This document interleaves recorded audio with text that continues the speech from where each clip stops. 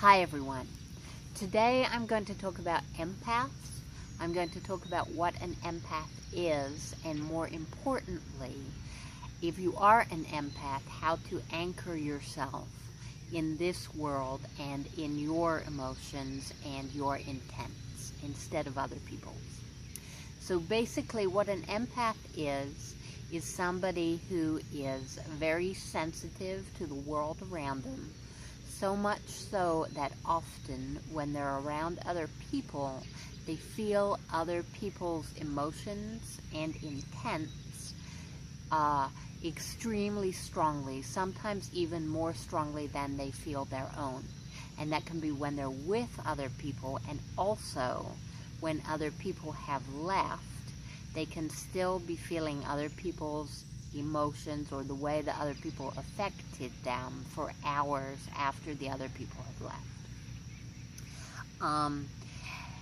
Basically, the reason that this happens to some people, and there are different levels of empathy for everyone, but all it is a habit of focus on how other people feel rather than how you feel yourself.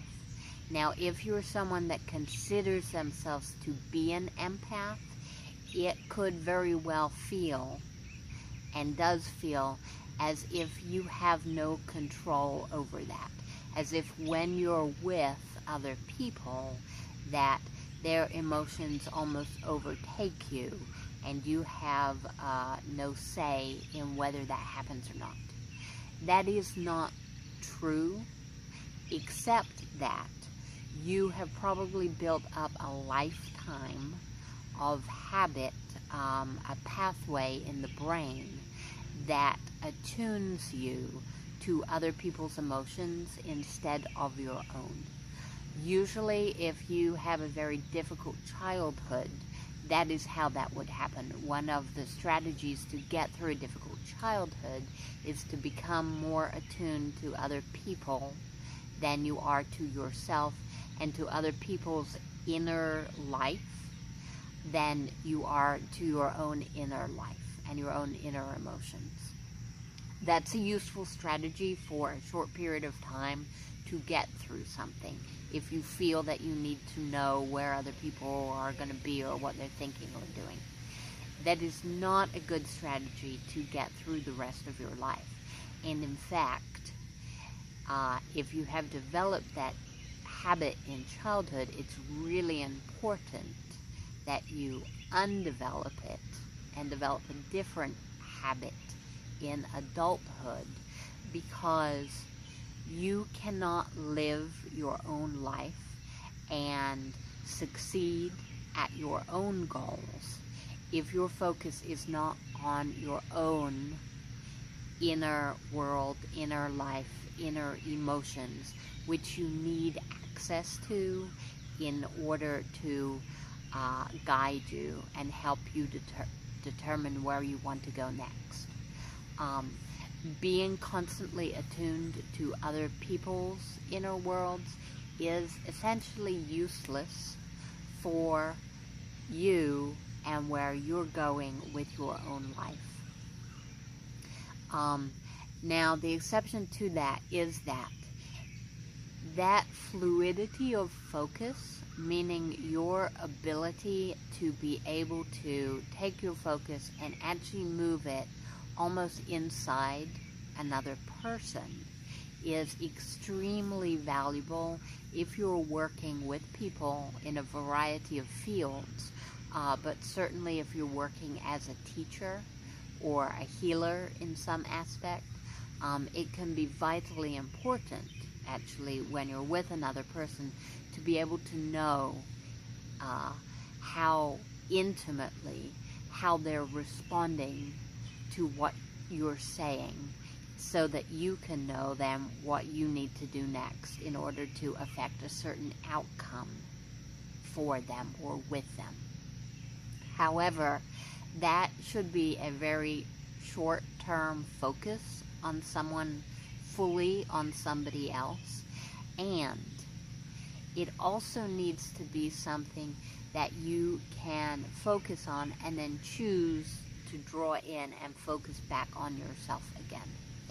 Empaths don't like to hear this, but really that is all an empath is somebody that has developed a habit so long of focusing on other people that they have forgotten how to move their focus again back to themselves. So if you're finding yourself in that situation where you feel as though other people's emotions and thoughts and feelings are overwhelming your own, the good news is that changing that is as simple as developing the habit of focusing on yourself and your own inner life again. And the best way to do that is to start in the morning. Get up and make the start of your day about yourself, about connecting to your own inner being, and about focusing on and realizing your own intents. So by that I mean get up, go to the bathroom, pee, whatever, make sure you're fully awake, and then go meditate for 20 minutes. Make that first 20 minutes of the day about you and you.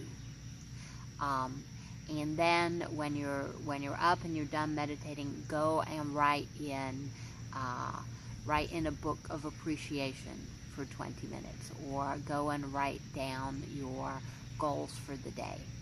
But the start of the day, as much time as you can find, give that to yourself and make a concerted effort to connect with the inner parts of yourself. And what will happen is gradually over time you will develop that ability to choose to focus on your own inner self when you need to.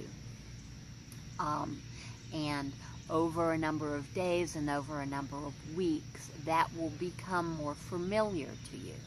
And for a lot of people, they don't spend any time or hardly any time really sitting down and focusing on themselves and who they are and what they need and what they are feeling.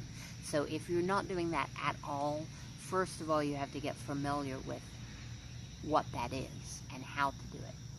And then second of all, as you're practicing this every morning, it becomes a skill that you have that you can turn that on.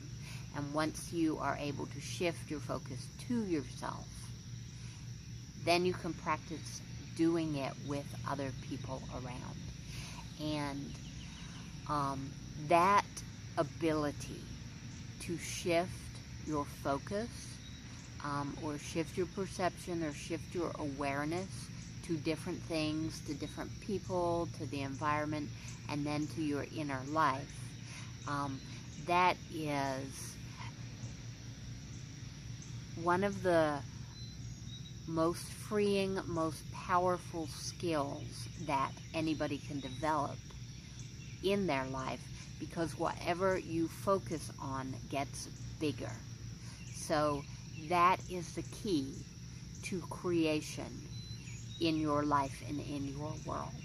If you're focusing on other people and what they're thinking and doing and feeling, those things will get bigger in your life, and if you do it enough, you will eventually feel as if you cannot control that.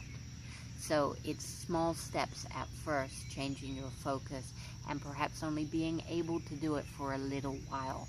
But like any habit, you just get better and better and better at it, and sooner or later, it's like something has switched over, and that becomes normal for you again. And again, if you have the ability to be that fluid with your focus and move it around that much, great. That's a wonderful, wonderful skill to have. But you also have to be in control of where your focus goes.